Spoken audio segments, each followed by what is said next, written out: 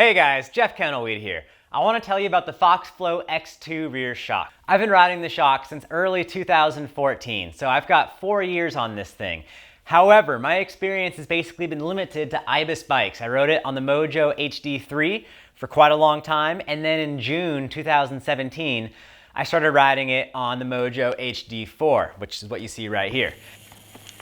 And yes, it fits many other bikes out there. However, be sure your bike has enough clearance for the piggyback reservoir. It's got a huge range of adjustment, and I think it's a good option for anyone who's a very aggressive rider or anyone who's outside the specific user range for an average bike. So if you're a little bit heavier, then the X2 would be a great option for you. It's got low speed compression, low speed rebound, high speed compression, high speed rebound. Those 4 adjustments are what make the X2 such a cool and unique shock. For me, I like it because I can actually open up my low speed compression and rebound and have a very playful, fun feeling bike. Now, low speed movements are basically movements of the bike that are induced by yourself, pumping, cornering, pedaling, all those types of lower shaft speeds.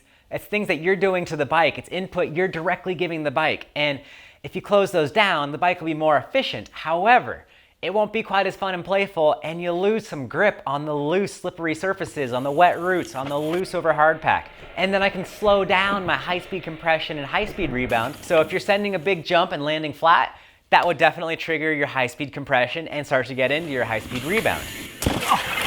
If you're bombing down a fast trail and you don't see a bunch of roots or rocks, and you smash right into them, that'll also trigger your high-speed compression and rebound. If you land sideways from a jump and you don't want to have all that pent-up force suddenly eject you off the bike, that's your high-speed rebound that's keeping you from high-siding. When things basically get out of control, your suspension is a huge asset in helping you regain your composure on the trail and avoid a crash.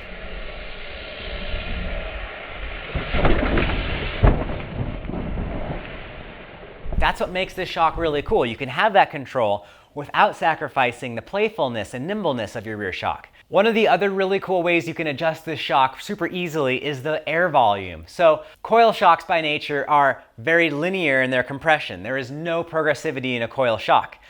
Air shocks by nature have progressivity. As the air chamber gets smaller, progressivity increases. This is a very big air volume, so it's not that progressive of a rear shock. However, the X2 has enough room for adjustment in its air chamber that you can make it quite progressive when you need it to be.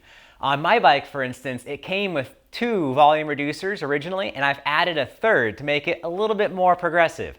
Someone heavier or someone more aggressive might go with 4 volume reducers. It also doesn't cost much to do that, and it's really easy to do. You can leave the shock on the bike. Beyond this, the shock also has a Clime switch, so you can flick that switch forwards when you want to add more of a platform so the bike doesn't bob or anything like that on the long climbs. I've been really happy with this shock. As long as you have the know-how and the time to set it up correctly, it's a great option. Like I mentioned earlier, it's on the pricier side of the spectrum, but I think the quality is there, and the range of adjustment, in my opinion, makes that price tag justified.